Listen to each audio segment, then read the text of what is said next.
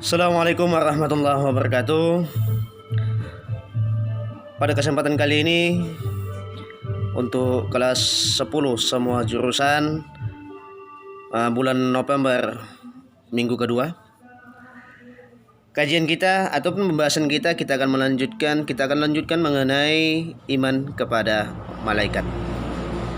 Iman kepada malaikat.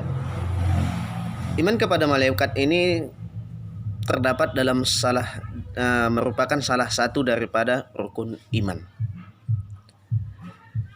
Tidak beriman seseorang apabila dia tidak meyakini tentang malaikat. Baik, kita lanjut.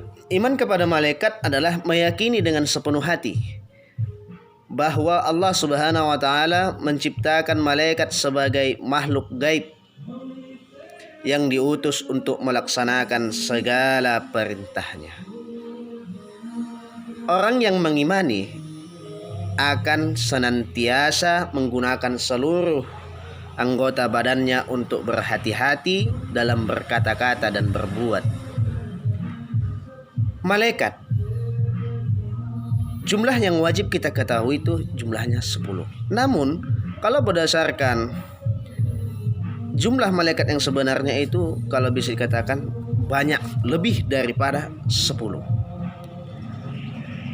Kemudian mengenai jumlah yang 10 yang wajib kita ketahui itu, Bapak akan sampaikan. Yang pertama itu adalah Jibril. Jibril memiliki tugas yaitu penyampai wahyu. Kemudian yang kedua adalah Mikail. Mikail adalah malaikat yang tugasnya mengatur urusan makhluk Allah Subhanahu wa taala, termasuk rezeki. Jadi tugas malaikat Mikail itu adalah pemberi rezeki. Yang ketiga adalah malaikat Israel. Ini malaikat yang paling ditakuti. Apabila dia datang maka wajib waspada ataupun putuslah segalanya. Apa tugas malaikatnya? Tugas malaikat Israel yaitu mencabut nyawa semua makhluk, termasuk dirinya sendiri. Yang terakhir, karena malaikat Israel ini disebut sebagai malaikat maut, pencabut nyawa. Kemudian yang keempat adalah malaikat Israfil. Apa tugas dari malaikat Israfil? Tugas dari malaikat Israfil ini adalah meniup sangkakala. Israfil selalu memegang trompet suci yang terletak di bibir selama berabad-abad.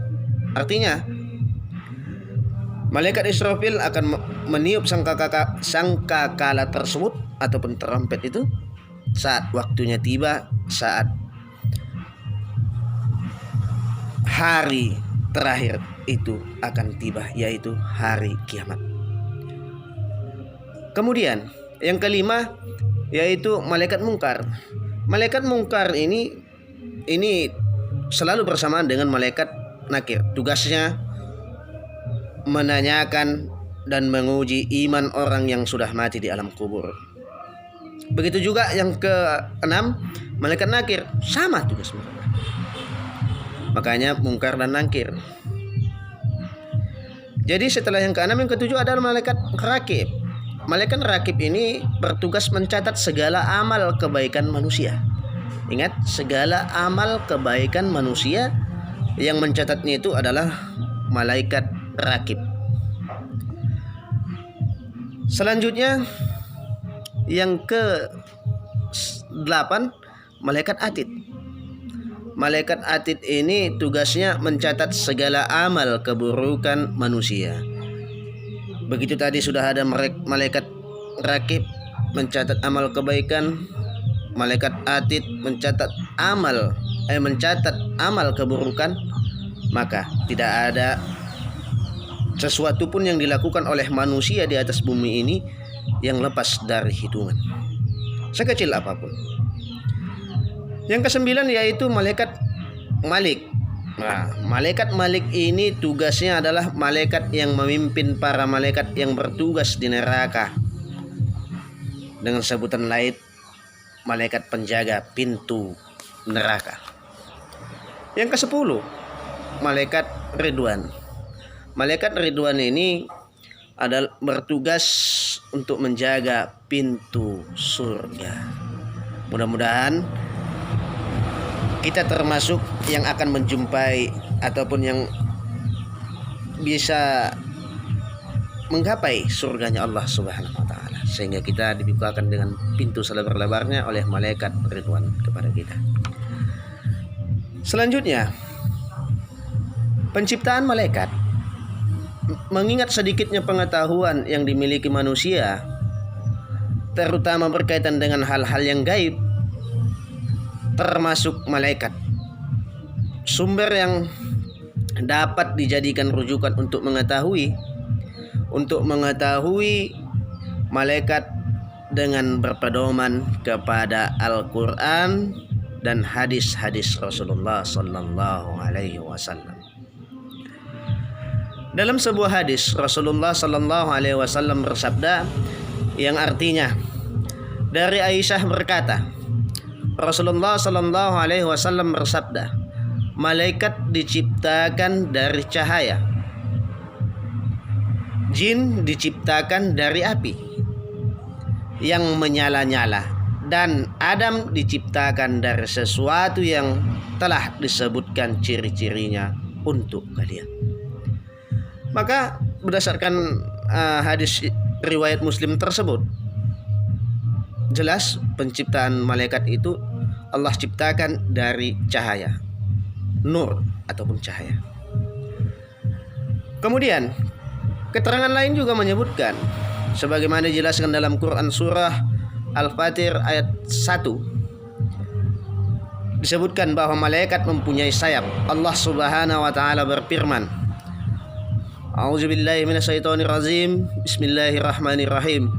Alhamdulillahi fatiris samawati wal ardi za'ilil malaikati rusulan awli ajnihatim masna wa sulasa wa ruba'a yazidu fil khalqi ma yasha'u innallaha ala kulli syai'in qadir.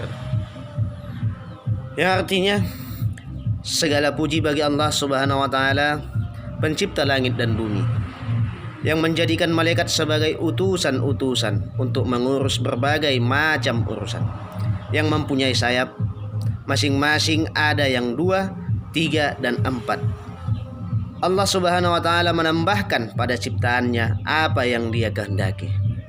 Sungguh Allah Subhanahu wa taala Maha Kuasa atas segala sesuatu. Itu penjelasan mengenai penciptaan malaikat.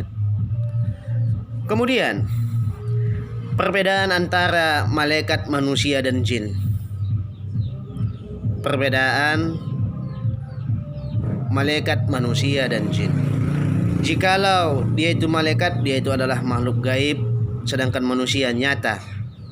Kemudian jin merupakan juga gaib. Yang selanjutnya, malaikat tidak memiliki nafsu, sedangkan manusia memiliki nafsu, jin memiliki nafsu. Yang selanjutnya, selalu taat kepada Allah Subhanahu wa taala. Kalau manusia, ada yang taat dan ada yang durhaka. Yang selanjutnya, kalau jin, ada yang taat dan ada yang durhaka. Itu sifatnya. Kemudian kalau malaikat tidak berjenis kelamin, sedangkan manusia berjenis kelamin, jin juga berjenis kelamin. Yang selanjutnya, malaikat tidak makan, tidak minum, dan tidak tidur. Sedangkan manusia makan, minum, tidur. Begitu juga jin, makan, minum, dan tidur. Yang selanjutnya, malaikat memiliki akal pikiran yang bersifat statis, sedangkan manusia memiliki akal pikiran yang bersifat dinamis.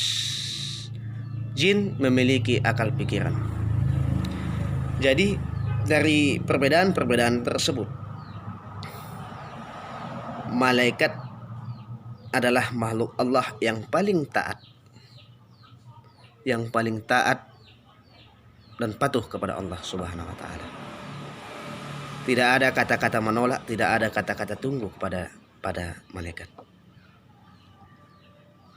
Tidak ada kata-kata membangkang sama malaikat. Itu makanya malaikat adalah makhluk yang paling patuh. Makanya kita manusia, apa yang perlu kita ambil dari pelajaran iman kepada malaikat ini? Kita harus menerapkan sifat malaikat tersebut seperti apa? Patuh dan taat kepada Allah Subhanahu wa taala bisa kita terapkan pada diri kita.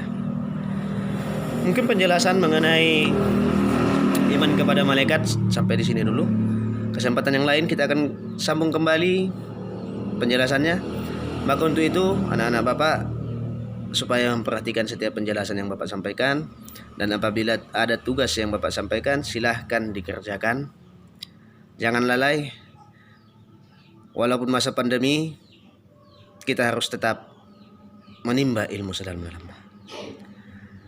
Sampai di sini dulu penjelasan Bapak. Lebih dan kurang Bapak mohon maaf. Assalamualaikum warahmatullahi wabarakatuh.